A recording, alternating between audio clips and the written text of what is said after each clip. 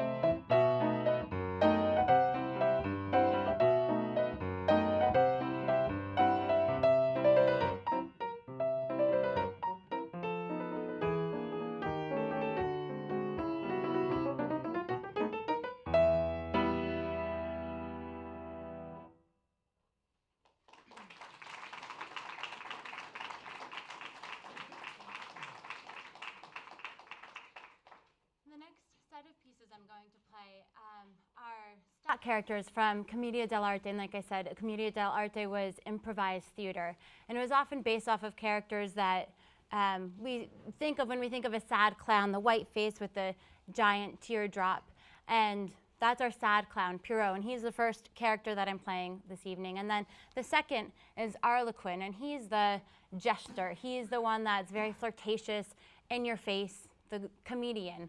And both Pierrot and Harlequin pine over this woman, Columbine, and everyone pines over Columbine. And the third piece in the set is Pantalon and Columbine. And the story about Pantalon, he's the greedy guy. He's the one that kind of slouches over and is money hungry. And there's a few different takes on Pantalon and Columbine and their relationship. One of them is that she's his maid, his servant, and he's still trying to woo her and get her gifts, and she flirts with him sometimes, but then goes back over to Harlequin or Pierrot. The other story, which is a little bit creepier, is that he's her father, and he's still trying to woo her and get her to like him and seduce her. So you can hear in the third piece who wins, or whichever story you want to listen to with that.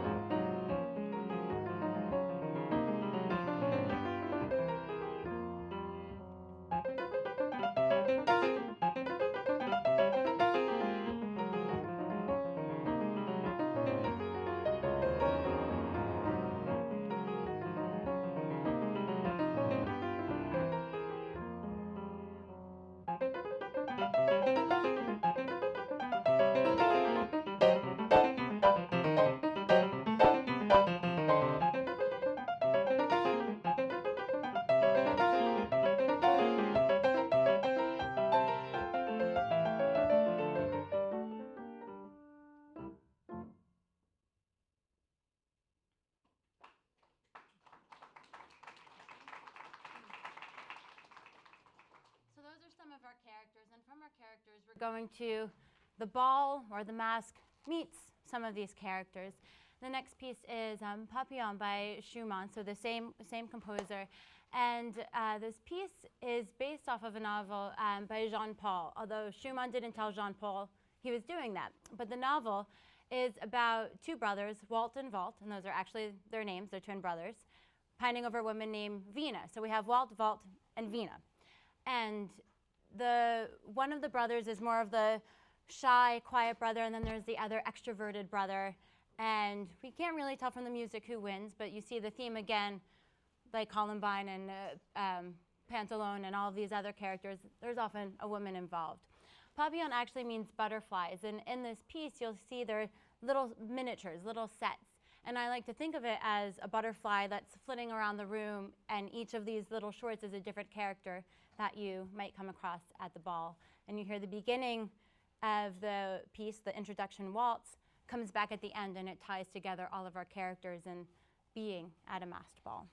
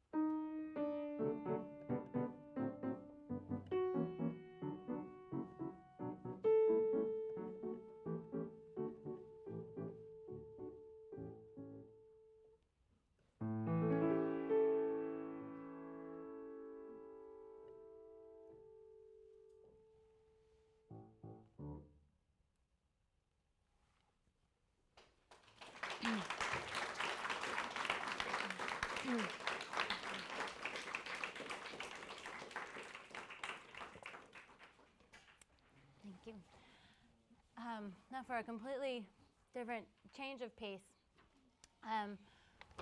Prokofiev's Romeo and Juliet.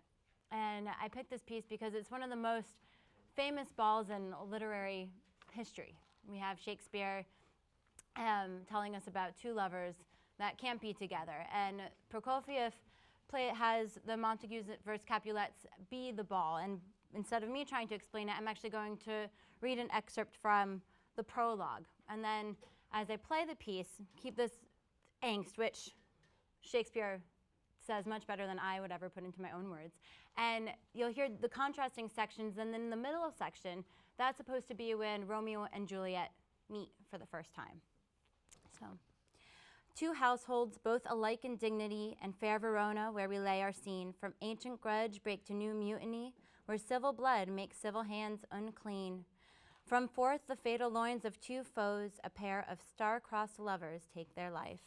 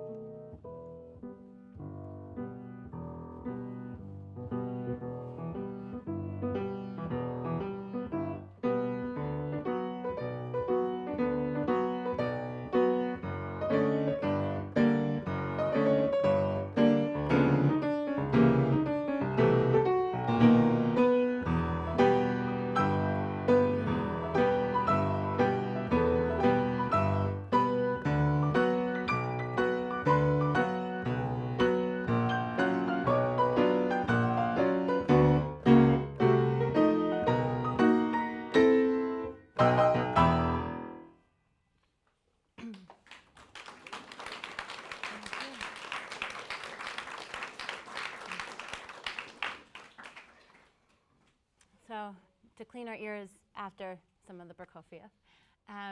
The next piece I picked, it's a very familiar tune, Clair de Lune.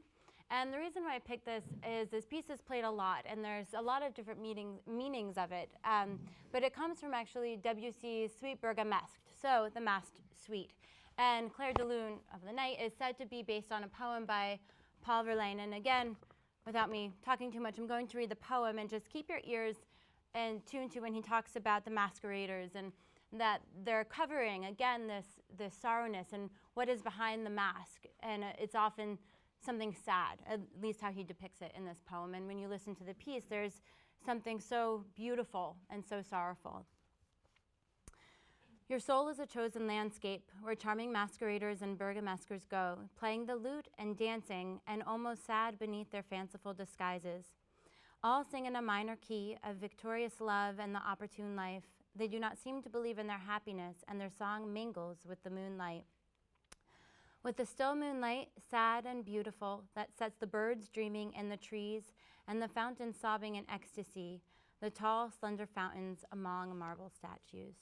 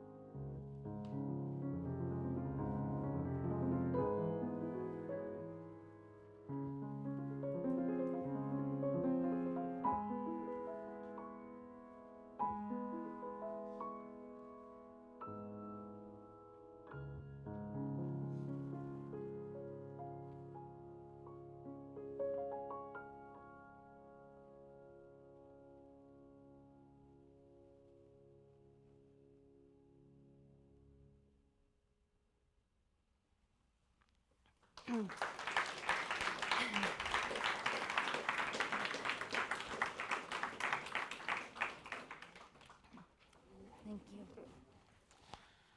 The last piece on the program, again, very different than the WC. WC is kind of sandwiched between two raucous pieces. The last piece is Liszt Mephisto Waltz. And there's actually a program note from Liszt, which I will read to you and then talk a little bit. I'll try not to talk too much about how I think the program note affects the piece. So of this piece, Liszt says, "There was a wedding feast in progress in the village inn, with music, dancing, carousing. Mephistopheles and Faust pass by, and Mephistopheles induces Faust to enter and take part in the festivities. Mephistopheles snatches the fiddle from the hands of a lethargic fiddler and draws from it indescribably seductive and intoxicating strains. The amorous Faust whirls about with a full-blooded village beauty in a wild dance. They waltz in mad abandon out of the room into the open, away into the woods. The sounds of the fiddle grow softer and softer, and the nightingale warbles in his love-laden song." So we have the devil, and we have Faust, and we have, again, a woman that they're trying to seduce. And the opening of the piece, you hear that Liszt talks about Mephistopheles tuning or playing with the violin, and the opening has these very open, very bare sounds, and it's supposed to represent the violinist tuning their strings in the beginning, so it's open. And then we have this mad waltz, but it's not until a good minute or so, depends how fast I play it, into the piece that we actually start to feel our waltz and our dance. And then we have the slower middle section that is filled with all of these seductive strains, and then we get back to the mad waltz.